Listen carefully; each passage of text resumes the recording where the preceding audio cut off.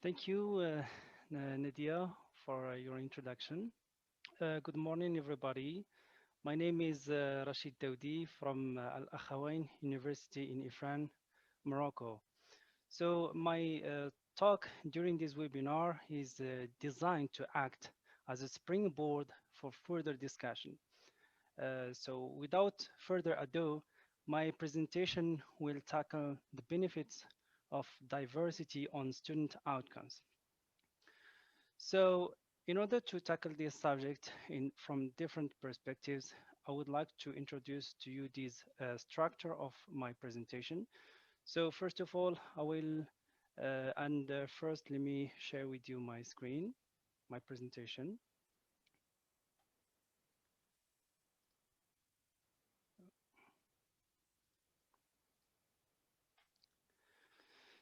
So, first of all, I would talk about, give a clear definition about diversity. Then I will talk about who can benefit from diversity, of course, from the educational perspective. Then types of diversity. So when we talk about diversity, actually we refer to different types, and we have to differentiate between these types in order to know exactly how we can approach diversity. And the fourth point is why diversity matters. This is a big question that we have to ask in order to shed light on these benefits and also to work and plan for giving importance to diversity in the educational context. Then I will talk about student outcomes and graduate attributes. So I will uh, I will mention some of the outcomes that were mentioned in the literature by researchers in the humanities and social sciences, especially academicians and psychologists.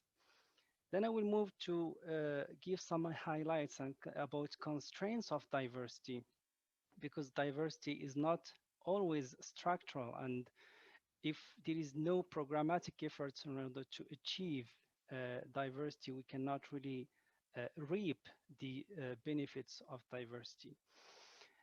And then I will give a good example, an outstanding example of diversity, which is my university, which is Al Akhawi University. So I will mention some of the departments, the key departments who work or who endeavor to promote diversity on campus and to guarantee a welfare, a well-being for all the students, local and international students alike. So diversity, to give a simple definition of diversity, Wenner in 2000, so according to him, the term diversity stands for both individuals' differences and similarities that exist among people. It includes characteristics such as age. So for age, for instance, we can mention, for instance, the millennials, the Generation Z and Generation X. So it's really important for these types of generation to coexist and work together in order to give good outcomes. So to extend this, we have also gender, males and females, race, nationality, ethnicity, and cultural diversity. So the definition doesn't stop just here, but it goes further and extends beyond that to refer also to inherent characteristics such as educational background, training, sector experience, and even personality like extroverts and introverts. So I tended to give these clear definition about diversity in order to know exactly that it doesn't really imply the only the nationality, because the first thing that comes up to our mind is when we hear about diversity, especially in education, we talk just about nationality, but it extends beyond that.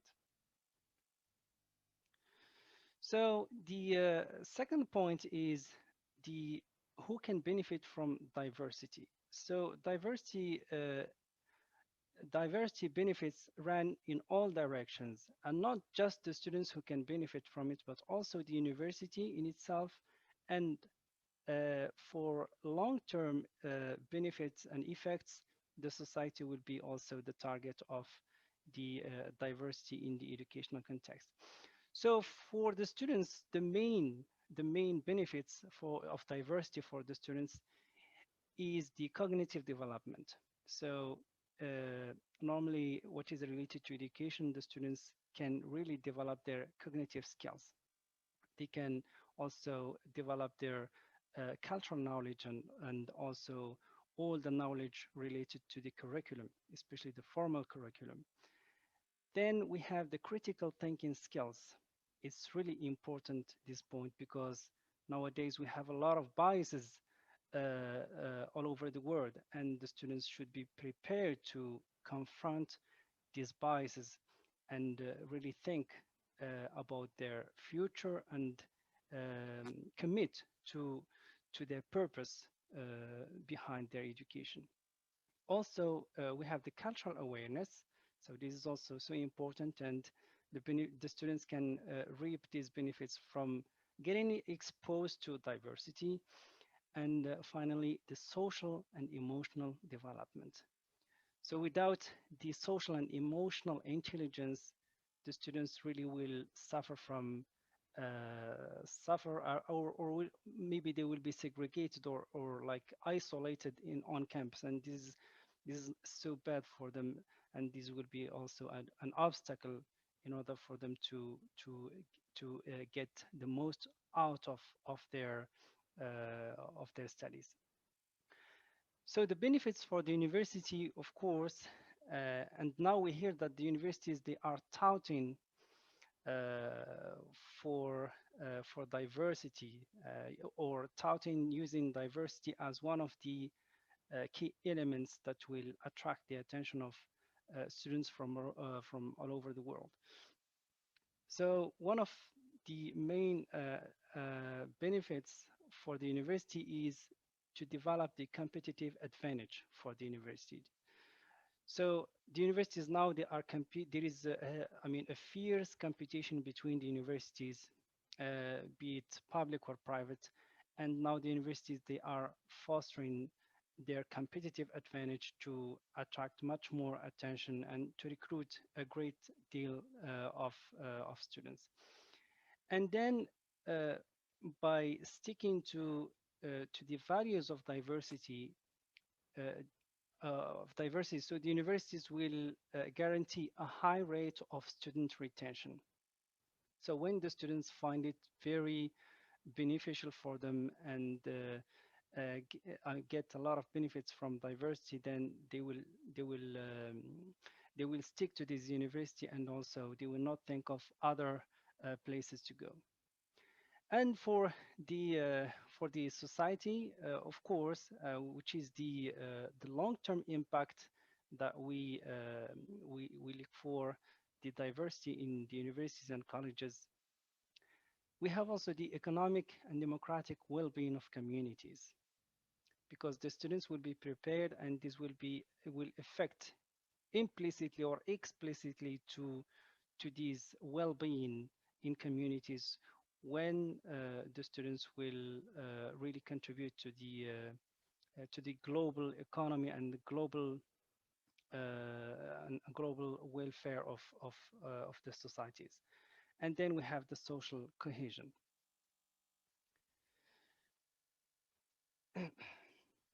So after mentioning all these benefits and who can benefit from diversity, I would like also to mention the types of diversity that we can find in the educational context.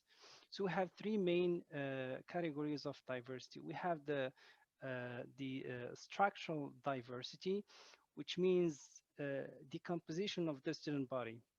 Normally, we find the international students, domestic students.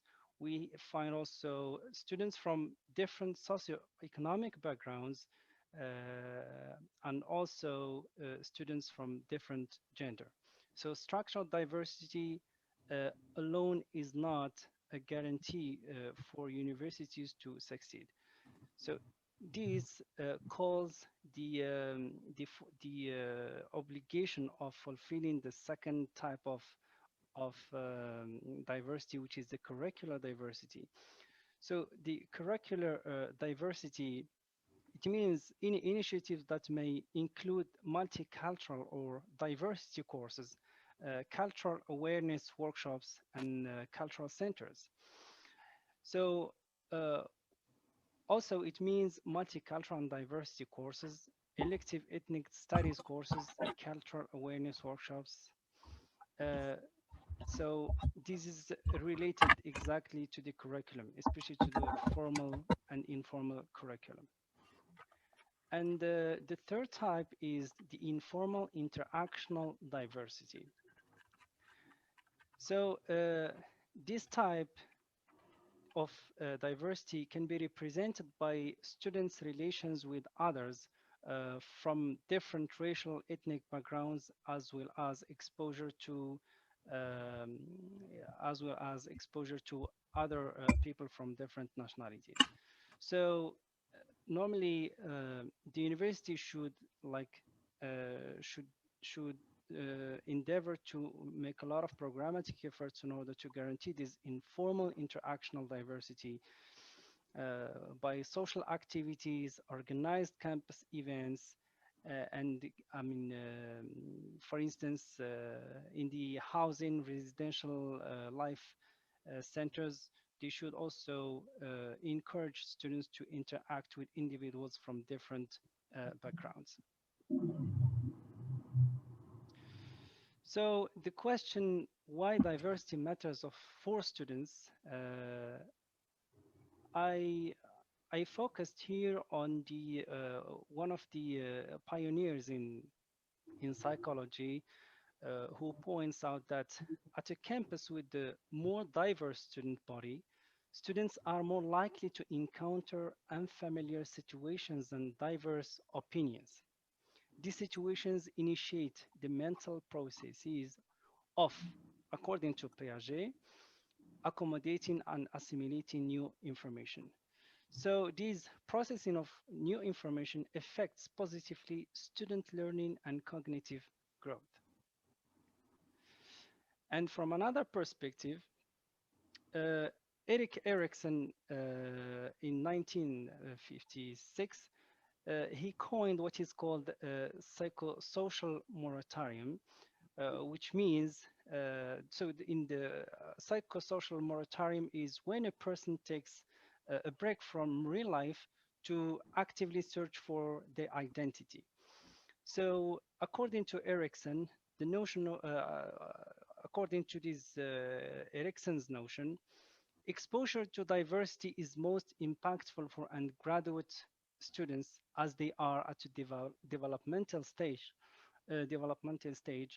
where they are free to explore new ideas, social roles, and relationships. And of course, the outcome is that it will increase potential for deep learning and critical thinking.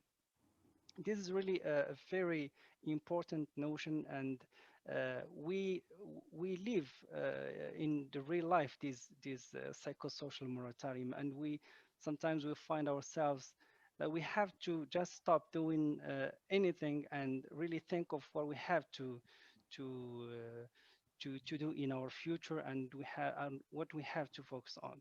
So it's really an important term that we have to explore and to learn also.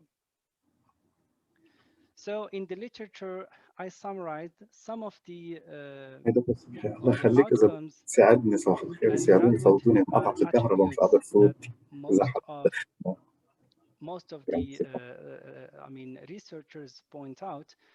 So here I can mention intergroup attitudes, intercultural competence, self-confidence, social agency.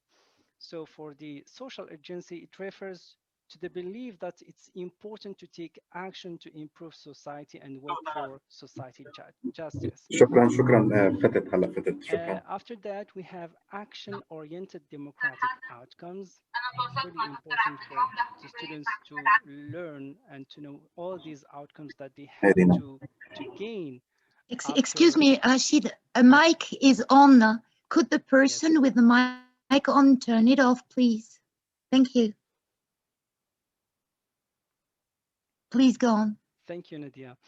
So, among many outcomes that the students should really make sure they can achieve when they graduate, we find also intergroup understanding, critical thinking skills, learning and democratic outcomes, social action engagement outcomes. I mean, for the students, it's not just the degree that really matter, but also all the personal, interpersonal, and intrapersonal attitudes that are directly linked to diversity should be improved, and they have to focus on these things. So, as I said, for the diversity, in order for us to garner or reap its benefits, normally it's not just the composition of the student body or the administrators or faculty members, but also we have to think about programmatic efforts that I will talk about later in this presentation. So uh, I just like to highlight this fact. As Wright and Lander point out in 2003, they said that the universities are deluding themselves, which means they are misleading themselves if they think that the presence of international students on campus contribute to the internationalization of higher education. So this is really so clear. It's not just the composition of the student body, for instance, and numbers of the students that we have in the university that can guarantee that we can benefit from the diversity. So this is from the national perspective. And we have also from another perspective that Hurtado Mailem in 1999. So I quote I mean, this quote said that most advocates of diversity initiatives recognize that simply bringing students from historically underrepresented groups to campus does not automatically improve the campus climate for diversity or enhance learning opportunities. So from these highlights, we infer that the universities or in the tertiary education in general, colleges and universities should think of uh, carrying out programmatic efforts to foster diversity and inclusion. And there are some strategies and tactics in order to do these things. And I can mention few of them. So the universities can foster the university environment that encourages diversity and inclusiveness by encouraging, for instance, faculty, staff, and students to participate in diversity activities across campus, such as workshops, seminars, field trips, and individual discussions that promote understanding of differences. Another tactic that the universities can adopt is to encourage all student clubs to engage in activities that promote diversity and provide support to student councils. So we find that in the majority of the universities, we have student bodies, we have student councils who really work and endeavor to guarantee this diversity on campus. Another strategy that I can propose in this context is to develop and implement education and training focused on managing diversity by identifying opportunities for faculty to collaborate in different teaching, research, and outreach proposals, and also having all the students in the university attend diversity training and extend it to all faculty and staff in the college. So, uh, as an outstanding example for enrich for like guaranteeing diversity and inclusiveness in Morocco, Al Akhawain University, which is a very prestigious university in Morocco. So, just for those who do not know about Al Akhawain University in Ifran, it is an independent, public, not for profit, co educational Moroccan university committed to educating future citizens, leaders of Morocco and the world through a globally oriented English language liberal arts curriculum based on the American system.